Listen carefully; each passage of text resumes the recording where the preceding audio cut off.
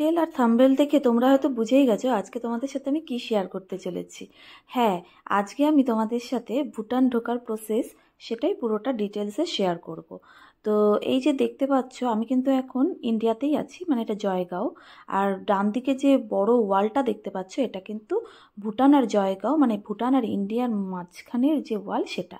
আর এই যে গেটটা দেখতে পাচ্ছ এটার ভেতর দিয়ে কিন্তু ভুটানে এন্ট্রি করে ঢুকতে হয়। তো এখন আমি সোজা ঢুকে যাচ্ছি ভুটানে ঢুকবো বলে এন্ট্রি করতে। আর এন্ট্রি করার জন্য এই অনেকটা রাস্তা হেঁটে ভেতরে গিয়ে এক জায়গাতে টিকিট কাউন্টার আছে, সেখানে ভোটের কার্ড মানে সবার আইডেন্টি প্রুফ দেখাতে হবে। সেটা কিন্তু ভোটের কার্ডই ওনারা ওখানে অ্যালাউ করে, কোনো রকম প্যান কার্ড বা আধার কার্ড কিচ্ছু ওখানে চলে না, ভোটের কার্ডই লাগবে। তো এই যে এখানে ব্যাগ চেকিং হয়ে ভেতরে ঢুকে এখান থেকে টিকিট কাউন্টারে টিকিট কেটে তারপরে এক জায়গায় চেকিং করে তারপরে কিন্তু ভুটানের ভেতরে বেরোতে হয়। তো এই যে এখন দেখো আমি কিন্তু ভেতরের দিকে যাচ্ছি, মানে এখন আমি কিন্তু অলরেডি ভুটানে প্রবেশ করে ফেলেছি, ঠিক আছে। তো চলো আস্তে আস্তে যাই, আর বাকিটা তো তোমাদের সাথে শেয়ার করবই, তো তোমরা চলো দেখতে থাকো। আর এখানে টিকিট কিন্তু পার হেড 10 টাকা করে কাটতে হয়।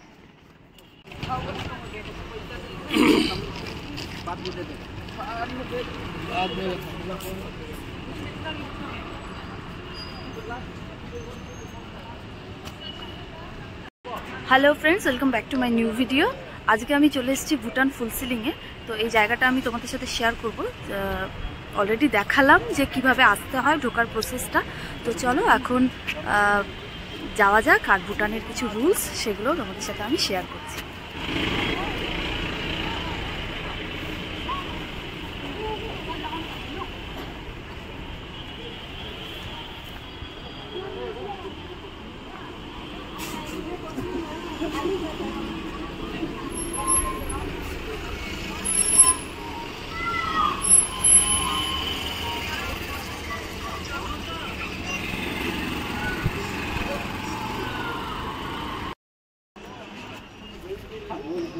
তো যেমনটা তোমাদেরকে বললাম যে আমি ভুটানের কিছু রুলস তোমাদের সাথে শেয়ার করব। তার মধ্যে একটা রুলস হলো এই যে জেব্রা ক্রসিংটা দেখতে পাচ্ছ, এখান দিয়ে কিন্তু সবাইকে রাস্তা পার করতে হয়। সেখান দিয়ে কিন্তু দৌড়ে কেউ এখানে রাস্তা পার করে না, এখানে এই জেব্রা ক্রসিং দিয়ে রাস্তা পার করতে হয়। আর রাস্তা পার করার সময় কিন্তু দুধারে তোমরা দেখতে পাচ্ছ যে গাড়ি এসে কিন্তু অটোমেটিক দাঁড়িয়ে যায়। এখানে কোনো রকম হর্ন বাজানো যায় না, হর্ন বাজালে এখানে কিন্তু ফাইন হয়। তো সেই কারণে এখানে হর্ন গাড়িতে বাজানো যায় না, সেটা বাইক হোক, 4 চাকা হোক, যে গাড়িই হোক, এখানে কিন্তু গাড়িতে কোনো রকম হর্ন বাজানো হয় না। তো এই দুটো রুলস তোমাদের সাথে আমি শেয়ার করলাম। আর তোমাদের সাথে আমি আগেও ভিডিওতে শেয়ার করেছি এই ভুটানের মানে ফুলসিলিংয়ের, আমি যে এখন আছি সেটা কিন্তু ফুলসিলিং। তো এখানের একটা ফেমাস পার্ক জ্যান্ড্রোপেলরি পার্ক।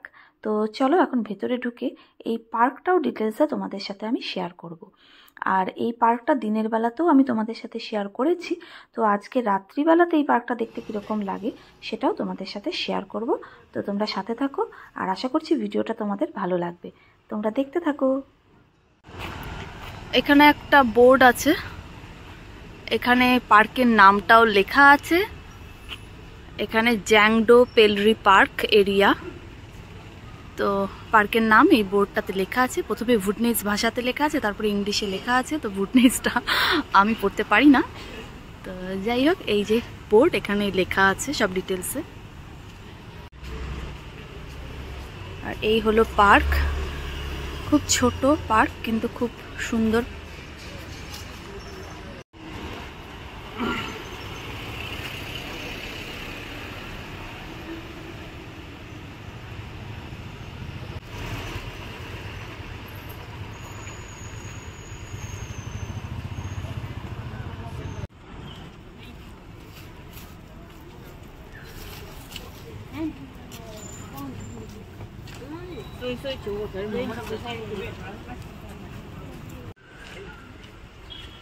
हमारा सामान उधर छोड़ दे दो, उधर हम नहीं छोड़ दो।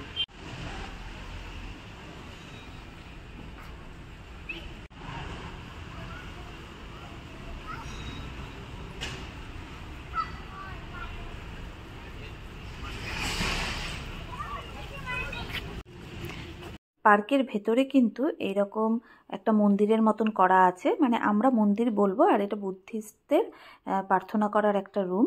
ওনাদের যে আরাধ্য দেবতা এইখানেই আছে ভেতরে। তো এটা কিন্তু এখন বন্ধ হয়ে গেছে যেহেতু রাত্রিবেলা। দিনের বেলাতে কিন্তু এটা খোলা থাকে। তো ওনারা কিন্তু ভেতরে গিয়ে ওনাদের আরাধ্য দেবতাকে এখানে ওনারা যা চাওয়ার তাই চান, তো এখানে প্রার্থনা করেন। তো এটাই সেই হল রুমের মতন, সেটাই বাইরে থেকে দেখালাম। যেহেতু ভেতরটা বন্ধ হয়ে গেছে আমি তো দেখাতে পাচ্ছি না ভেতরটা, তাই বাইরে থেকে তোমাদের সাথে শেয়ার করলাম। আর এখানে না অনেকগুলো প্রেয়িং হুইল আছে, ওনারা সেগুলোকে সারাদিনে অনেকবার ঘোরাতে থাকেন, কারণ ওনারা সেটাকে পুণ্য বলে মনে করেন। আর যা চান সেটা নাকি এটা প্রেয়িং হুইল ঘোরালে নাকি ওনারা পান।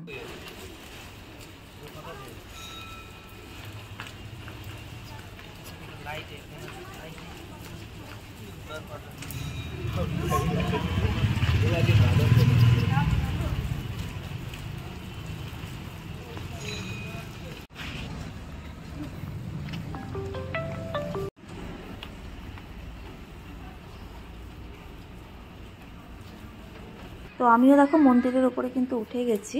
আর এই হলো সেই প্লেইং হুইলগুলো, যেগুলোকে ঘোরালে নাকি যা চাওয়া যায় তাই পাওয়া যায়। তো বুদ্ধিস্টরা সেটাই মনে করে থাকেন। তো আমিও ভাবলাম মন্দিরে যখন এসেইছি তো আমিও তাই করি। তো সেই জন্য কিন্তু এই প্লেইং হুইলগুলোকে আমি ঘোরাচ্ছি। তবে আমি তো আর ওনাদের মতন এতবার ঘোরাতে পারবো না, আমি একবার করে জাস্ট ঘুরিয়ে যাচ্ছি। ওনারা কিন্তু সারা দিন ভরেই প্লেইং হুইলগুলোকে দিনে বহুবার ঘোরাতে থাকেন।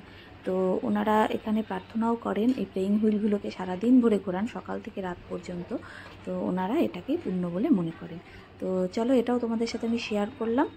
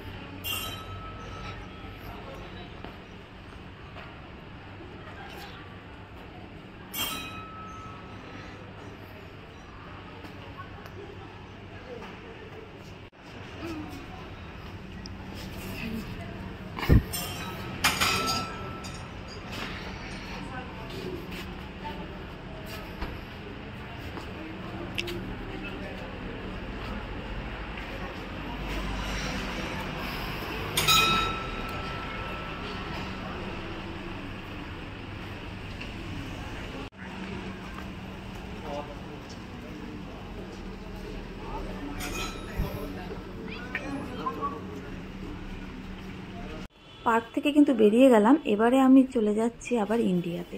তো ইন্ডিয়াতে কিভাবে ঢুকতে হয় সেটাও তোমাদের সাথে চলো আমি শেয়ার করি। তো যেই গেট দিয়ে আমি ভুটানে ঢুকলাম ঠিক তার পাশেই এরকম এক্সিট একটা গেট আছে। তো সেই গেট দিয়ে ভেতরে ঢুকে এখানে দেখো আমি সোজা ঢুকে যাচ্ছি ভেতর দিয়ে।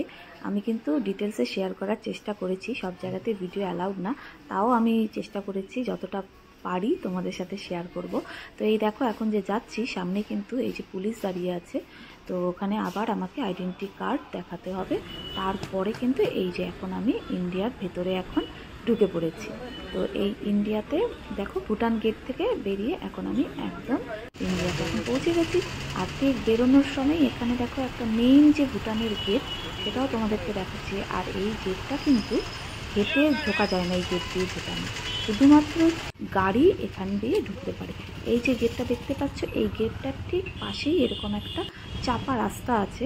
এই রাস্তা দিয়ে সোজা যদি যাওয়া যায় তাহলে আরেকটা গেট পাওয়া যায়, সেই গেট দিয়ে শুধুমাত্র ভুটানে যারা কাজ করেন তারাই ভুটানে কিন্তু প্রবেশ করতে পারেন।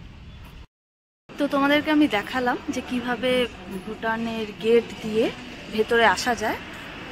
তো পুরোটাই তোমাদের সাথে আমি ডিটেলসে শেয়ার করলাম। তোমাদের কীরকম লাগলো সেটা আমাকে কমেন্ট করে প্লিজ জানিও। ভালো লাগলে একটা লাইক আর শেয়ারও করে দিও। আর আমার চ্যানেলে যদি নতুন হয়ে থাকো প্লিজ চ্যানেলটাকে সাবস্ক্রাইব করে পাশে থাকো। চলো আজকের মতন বাই।